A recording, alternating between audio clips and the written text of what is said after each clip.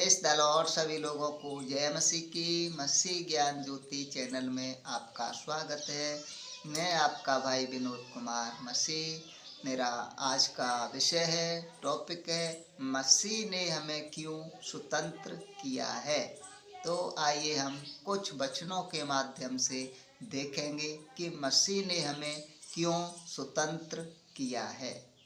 हम वचन निकालेंगे गलातियों की पत्री 5 का 1 वचन पढ़ेंगे। मसीह ने स्वतंत्रता के लिए हमें स्वतंत्र किया है, अतः इसी में स्थिर रहो और दासत्व के जुए में फिर से न जुतो। हम वचन देखते हैं, वचन में क्या लिखा है। मसीह ने स्वतंत्रता के लिए हमें स्वतंत्र किया है। मसीह ने हमें किसके लिए स्वतंत्र किया है? स्वतंत्रता के लिए हमें स्वतंत्र किया है। आजाद रहने के लिए हमें आजाद किया है। किससे आजाद, किससे स्वतंत्र? पाप से। हमें पाप से स्वतंत्र किया है। प्रभु यीशु मसीह ने स्वतंत्रता के लिए हमें स्वतंत्र किया है, अतः इसी में स्थिर रहो। तो प्रभु ने हमें स्वतंत्रता के लिए स्वतंत्र किया है, पाप से हमें स्वतंत्र किया है, पाप से हमें आजाद किया है।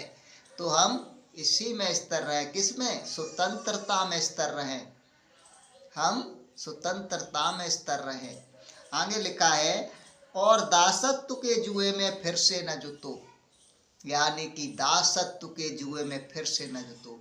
प्रभु ने हमें पाप से स्वतंत्र किया है, तो हम फिर से दासत्व के जुए में, यानी कि पाप की गुलामी में फिर से न जाएं। हम फिर से पाप न करें, पाप के जुए में हम फिर से न जुटें। ऐसा परमेश्वर का वचन हमें बताता है, सिखाता है। परमेश्वर ने हमें स्वतंत्रता के लिए स्वतंत्र किया है, तो हम इस पाप से जीवन भर और हमेशा स्वतंत्र बने रहें। हम फिर से पापों में न जाएं, हम फिर से बुराई में न जाएं, हम फिर से पाप की दास्ता में न जाएं, हम फिर से पाप की गुलामी में न जाएं, हम फिर से पाप न करें। ऐसा परमेश्वर का वचन हमें सिखाता है। और हम एक वचन देखेंगे, रोमियो की पत्री 6 का 16 वचन। क्या तुम नहीं जानते कि जिसकी आज्ञा मानने के लिए तुम अपने आप को दासों के समान सौंप देते हो, उसी के दास हो, चाहे पाप के, चाहे जिसका अंत मृत्यु है, चाहे आज्ञाकारिता की।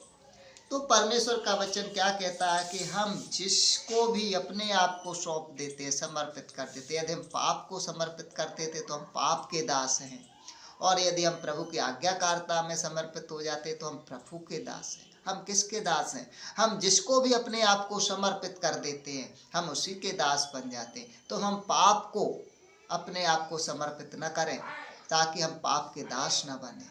हम अपने को प्रभु के आज्ञाकारिता में समर्पित कर दें, हम प्रभु के आज्ञाकारिता में चलें, ताकि हम प्रभु के दास बन जाएं। हालेलुया।